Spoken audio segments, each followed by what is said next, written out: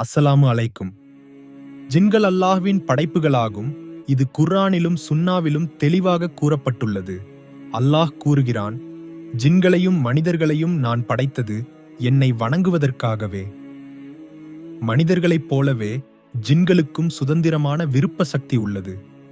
பெரும்பாலான நேரங்களில் அவர்கள் நம் வாழ்க்கையில் தலையிடாமல் வாழ்கின்றனர். ஆனால் சில சமயங்களில் அவர்கள் தொல்லை தருவதுண்டு. இத்தகைய தொல்லைகளின் அறிகுறிகளை அடையாளம் கண்டு இஸ்லாமிய வழிகாட்டுதல்களின்படி செயல்படுவது முக்கியம்.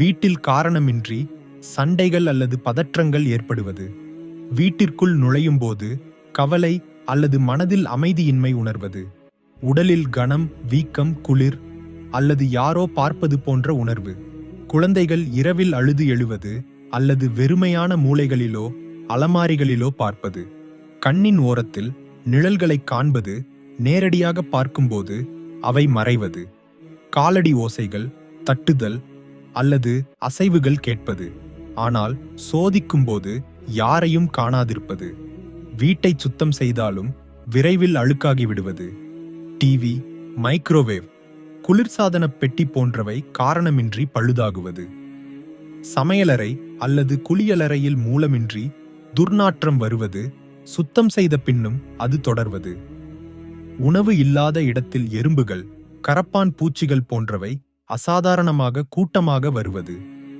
இத்தகைய அறிகுறிகள் தென்பட்டால் பயப்பட வேண்டாம். 5 வேளை தொழுகையை சரியாக செய்யவும். குர்ஆனை, குறிப்பாக சூரத்துல் பகராவை தவறாமல் ஓதவும். நபி ஸல்லல்லாஹு அலைஹி வஸல்லம் கூறினார்கள், உங்கள் வீடுகளை கல்லறைகளாக ஆக்கிவிடாதீர்கள். சூரத்துல் பகரா ஓதப்படும் வீட்டில் ஷைத்தான் நுழையாது. ஆயத்துல் குர்சி, கடைசி 3 சூறாக்கள் அல் இக்லாஸ், அல் ஃப்லக், அன் நாஸ் ஆகியவற்றை ஓதவும். ஷைத்தானிடமிருந்து அல்லாஹ்விடம் பாதுகாப்பு தேடுகிறேன் என்று கூறவும். வீட்டை உடல் ரீதியாகவும் ஆன்மீக ரீதியாகவும் சுத்தமாக வைத்திருக்கவும். பிரச்சினை தொடர்ந்தால் நம்பகமான இஸ்லாமிய அறிஞரையோ அல்லது ருக்யா, இஸ்லாமிய ஆன்மீக சிகிச்சை நிபுணரையோ அணுகவும். அல்லாஹ்வே எல்லா சக்தியின் உரிமையாளர்.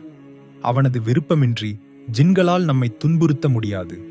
விசுவாசத்தில் உறுதியாக இருந்து அல்லாஹ்வின் உதவியை நாடவும். அவன் நம் வீடுகளுக்கு அமைதியையும் பாதுகாப்பையும் வழங்கட்டும். ஆமீன்.